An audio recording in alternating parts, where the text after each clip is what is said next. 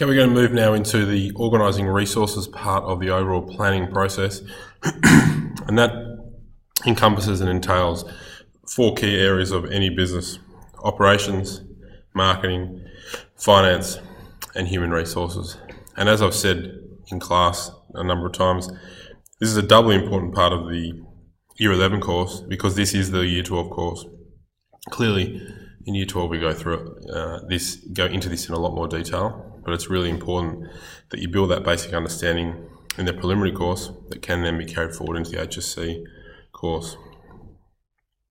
So this video is going to focus on operations specifically, but firstly, to think about this notion of organising resources and what does it really mean.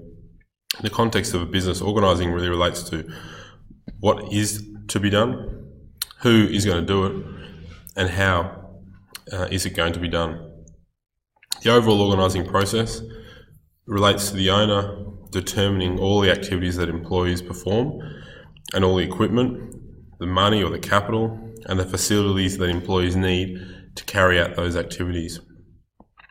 From an organisational structure perspective, it's the framework in which the business defines how its tasks are divided, the resources that are used or that are allocated, and also the departments that are allocated certain tasks and are coordinated to undertake those tasks. So it's the organisation of resources. When we're talking about resources, we could be talking about staff, we could be talking about capital as a resource, we could be even talking about customers to a degree as a resource of the business. A well-executed operational structure of a business is really important. It establishes the chain of command.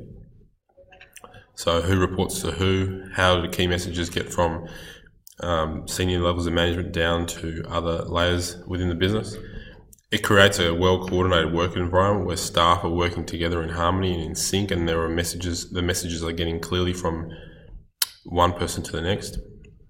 There's a common sense of purpose to staff within the business, and it organises resources in the most efficient manner, and that's one of the most important.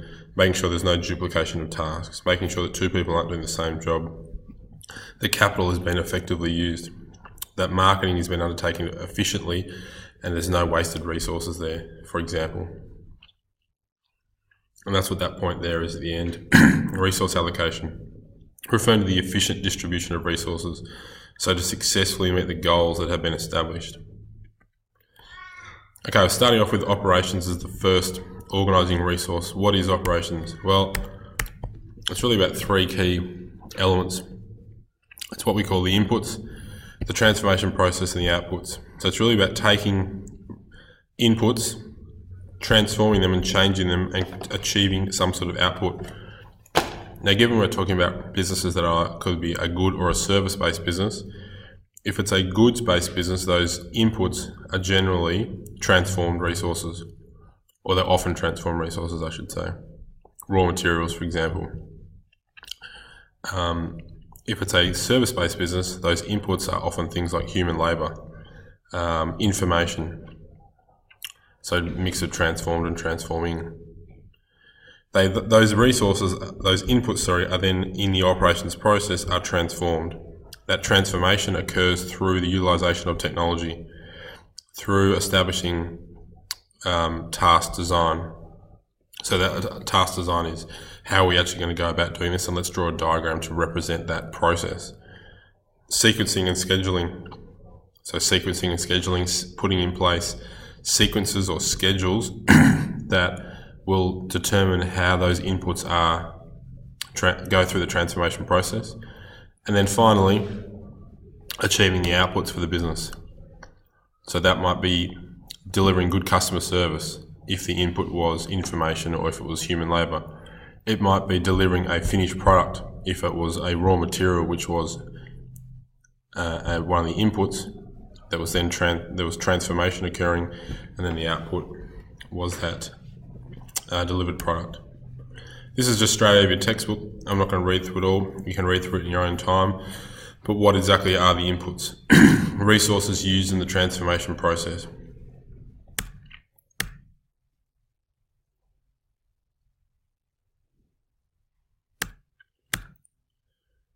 What is the transformation process? It's about that conversion of the inputs into the outputs. And transformation implies a physical change.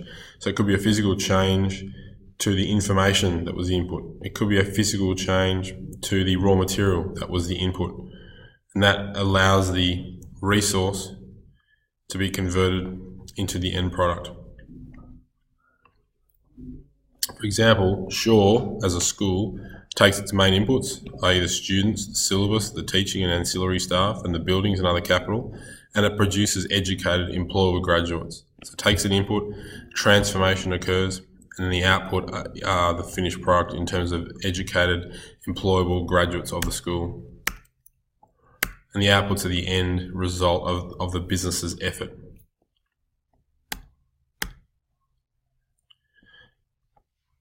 Lastly, for successful production, 5 key questions should be asked. And this is if it's a business that is production-based, i.e. good, rather than a service. So what type of equipment and raw materials are needed?